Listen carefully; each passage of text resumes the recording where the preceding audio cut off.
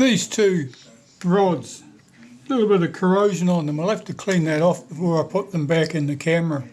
Someone forgot to remind me there was a brass tube. It went in this position where that fixing screw was. I discovered it in my parts bins beside me. Had to undo my 4 screws, back the shutter back off, put that little brass spacer in place and carry on from there. It'd be just to stop this front casting from being distorted by tightening up the screw, just to take up the space. Anyhow, I got that little bit done. I've been busy meantime cleaning up these rods, so I've got the other components ready. I can finally put the mechanism in here that will cock the shutter. This is the piece that slides on those 2 rods and cocks the shutter. This slot here controls the action of this lever here, which blocks or unblocks the film advance basically. The gear, the teeth on that rack, contact that gear there, and that's what rotates that shaft and cocks the shutter mechanism. There are 2 rods that go through. One runs through holes in this, and so that can't get away from that rod. The other one runs through the hole in the bottom here, and basically there's a spring that sits in there, a long spring. I'll get it on the rod.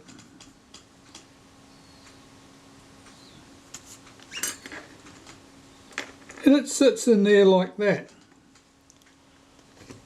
So as this is pushed forward, it compresses that spring, and that would release the action as the spring would help release that action. Now, I think I can get this rod in place first, and then lower this piece into position.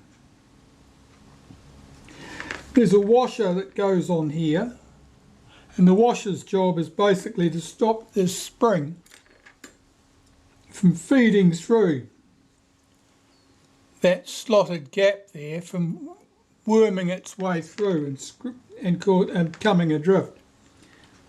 So I've got to make sure I get the washer on, which is this one here.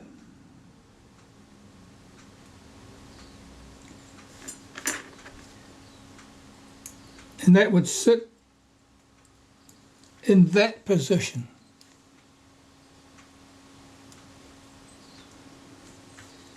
So in order to get that rod in place,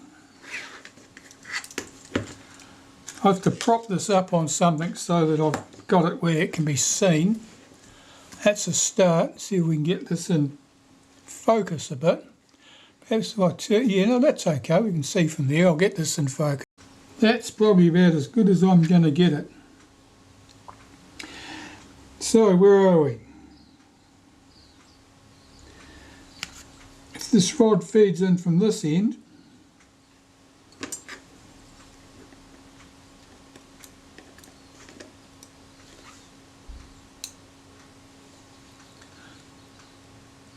we would want the washer on it.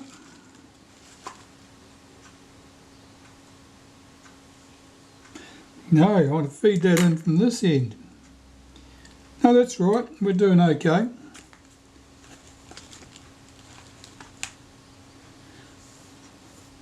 We want our spring.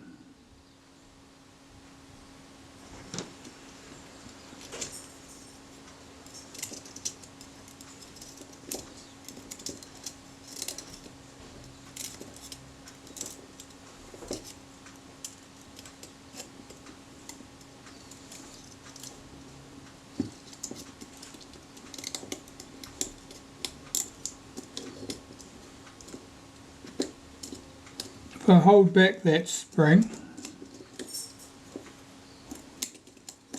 like that, I need to get the washer over that shaft.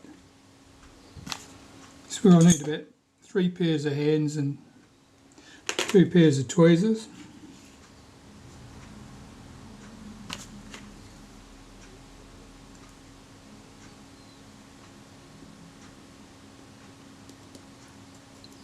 Like that. If I get that shaft through the hole in the casting, like that, that's now trapped. I've still got to struggle to get this over it, but at least the shaft is in place. Now I have to get my E-clip or C-clip on at this end.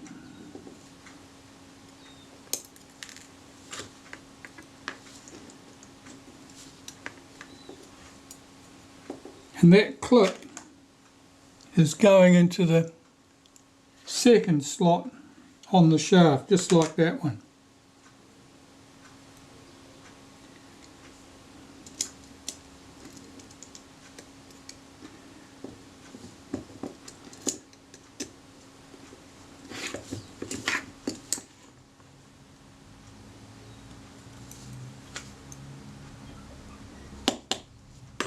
Just like that. Okay. So what I've got to do is when I fit this piece in position, I've got to pull back that spring and its washer. Well, they're at this end, of course. That spring and that washer, and make sure that they are sitting in the right position. If I got this round the right way. If I put that washer on the wrong end, what have I done?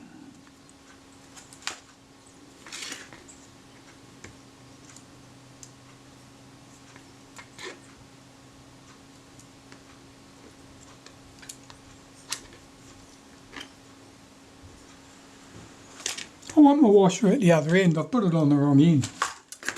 Back when it's done.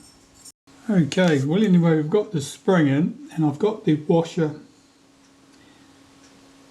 at the right end this time. Just going to take some molybdenum paste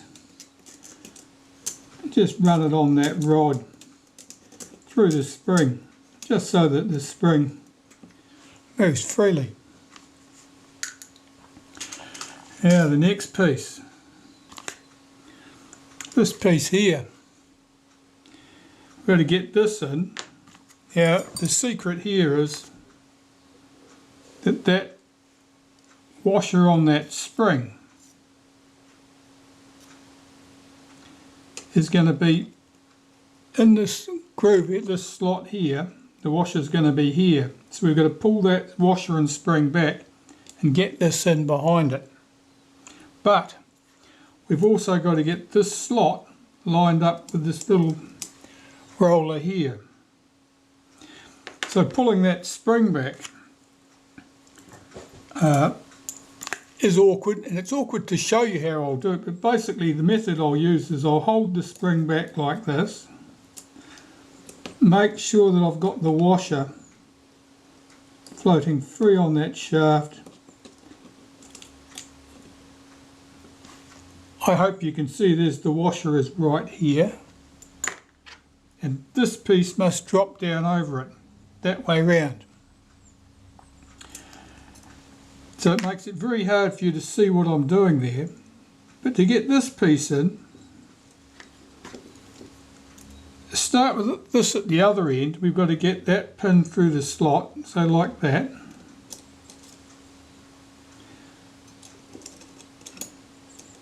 It's got to be dropped in place on the gear at this end of its stroke. But of course we've got to drop it over that spring and the washer, pulled back out of the way.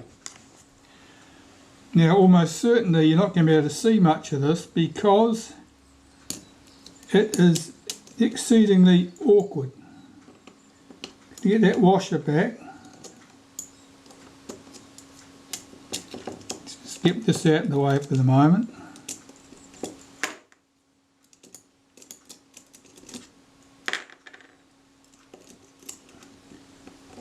So I've got to get this back and this washer back out of the way.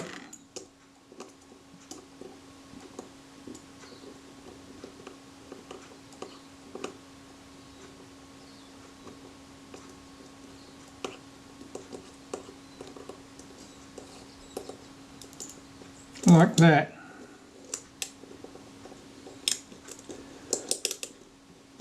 I'm not sure how compressed I can get that spring.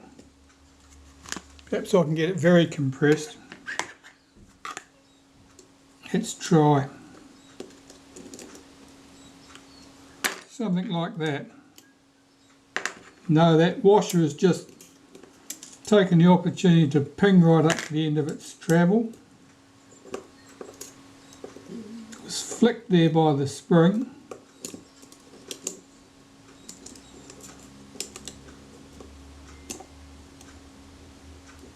Oh, that washer won't go back much further than that because of the shaft through here.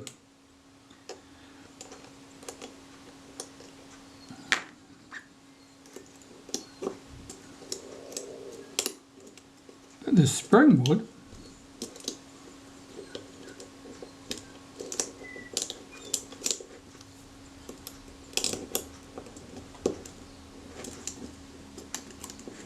Hold the spring all the way back there.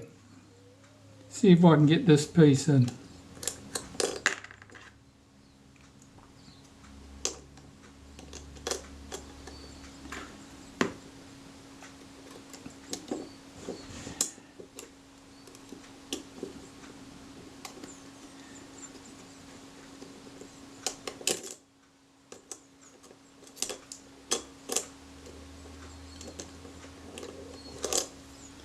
Not today.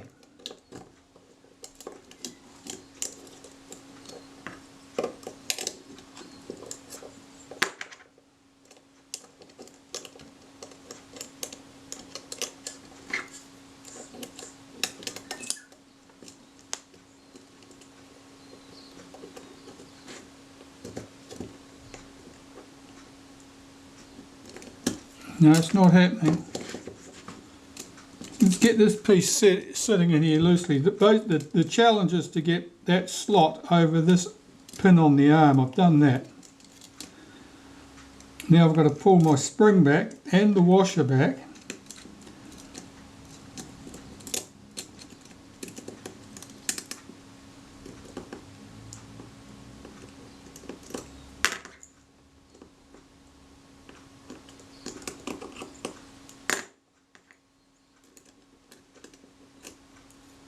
At the moment I've got that sitting correctly so that the spring and the washer are on this inside face of that arm. But I've got to get this whole arm lifted up and further over on the gear.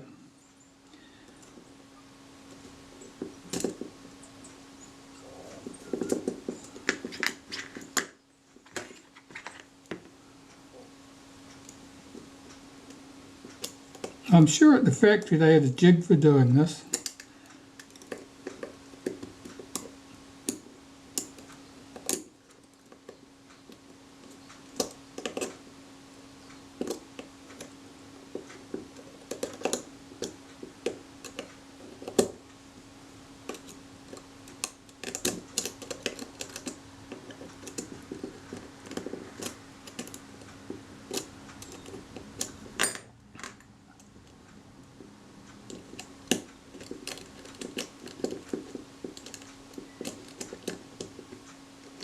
Ooh.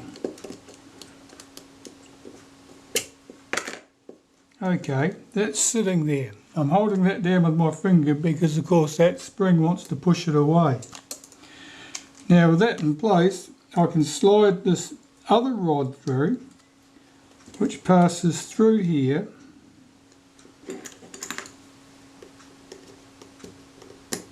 through the hole there, and into this bracket at this end. Well, I can see where it is.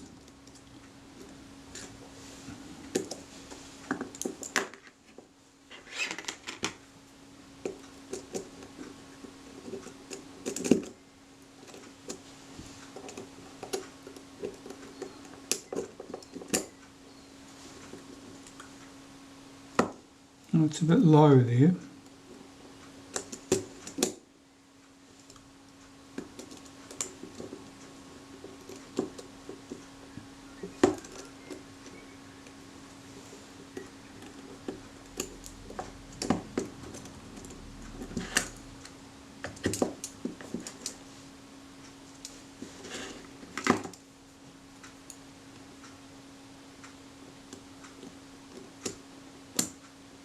That's it, it's just about there, that's it, that's sitting there.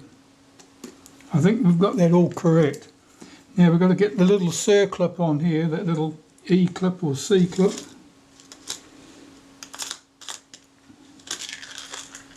Which means I've got to find out which bin I've put it in. I have it.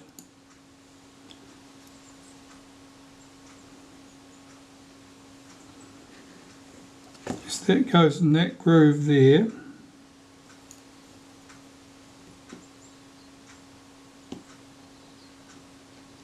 Oh, it's trying to get away.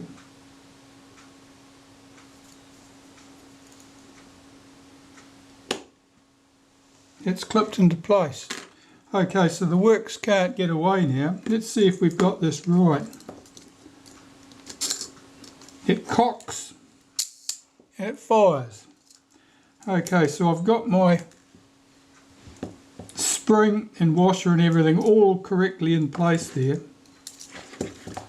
And what I can do now is get that delay mechanism back on there that we had. This one, the one that was jammed up solid when we started. It goes on in this position.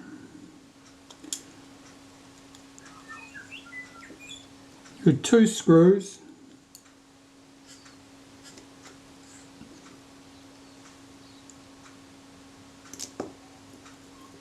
That's not one of them.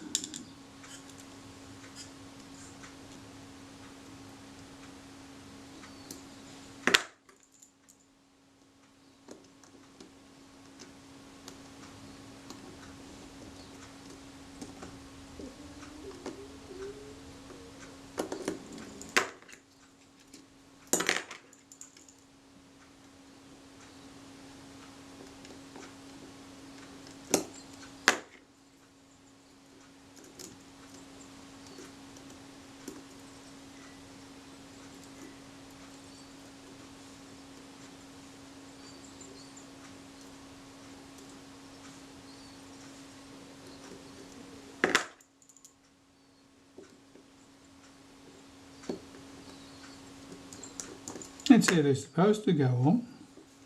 Just swing this thing back out of the way. That's better. That's the position it's supposed to be in. I'll find its washer. Those are lock washers, star washers. You can adjust the position of that train slightly, because the screw holes in this train are slightly larger than the screws.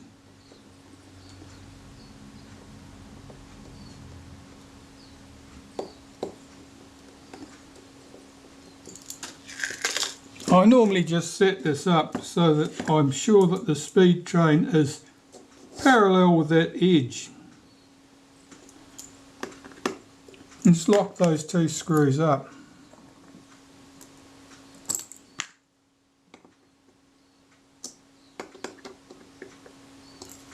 Let's try the action of this mechanism again.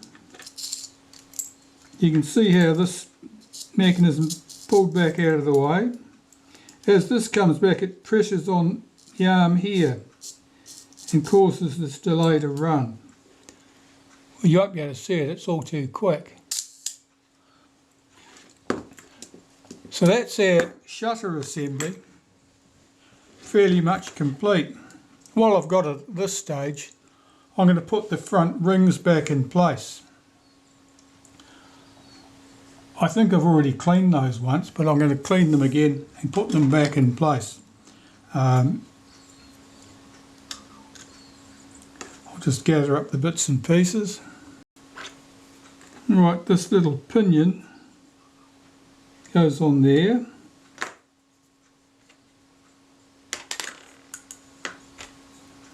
The speed setting ring goes on here, and you wipe this inside of that slot there. That's where the lever catches on here, the speed setting tag.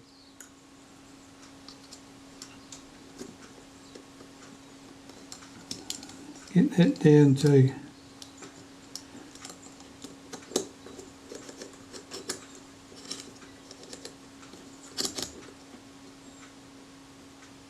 that's the B setting down there.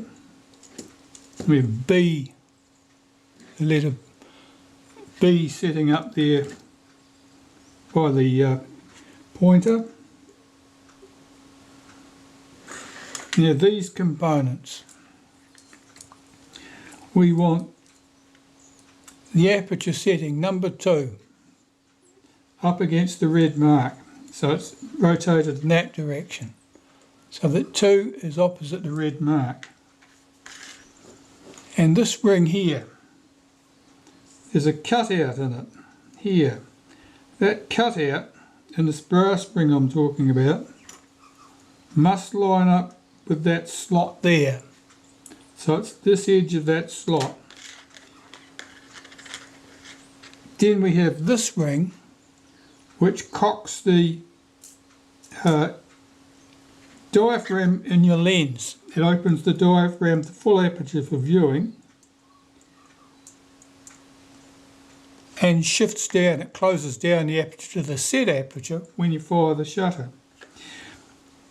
The third tooth on this curved rack should line up to the centre of that piece there. It leaves a gap at this end of about a bit more than 1/16 of an inch, close to 2 millimetres in the slot at that end. Now, holding this carefully in one hand without disturbing anything, we just have to mate it up to the shutter here. This little pinion drops into that hole. And it is possible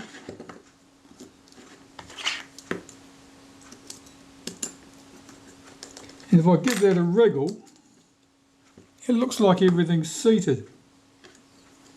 So I've got 3 small screws that hold this ring in place.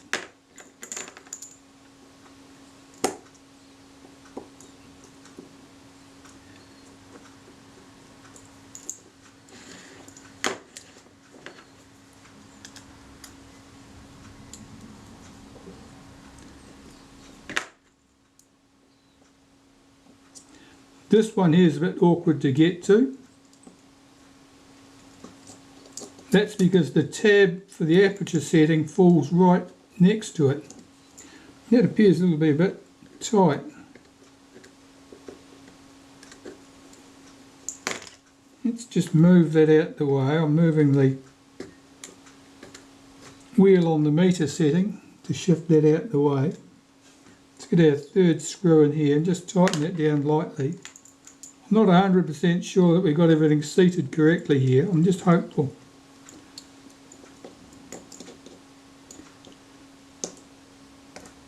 I need to see if when I change the shutter speed that the click stops work. Here they do. So that's correct. And the aperture setting should be coupled up to our meter. So as I turn this wheel at the top here, you can see that the aperture setting's moving. And that'll run right through. We should be able to set that right through its range.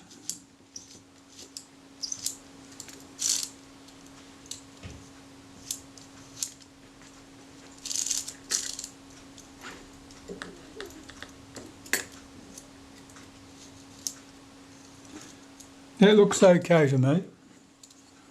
I'll tighten those 3 screws up.